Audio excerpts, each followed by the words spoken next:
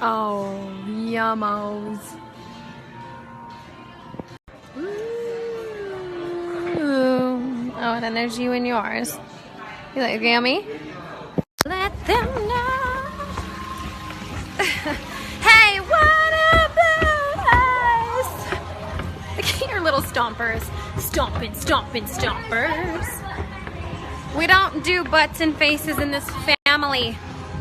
I'm sorry you're short. It's your problem that you're butt height, nobody else's. Yeah.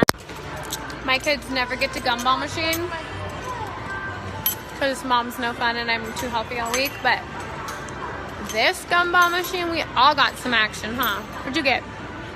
Sour candy. Brody, what's in your mouth? Ooh, watermelon gumball. Okay, let's all enjoy our cavities while we continue on through the mall. Woo woo.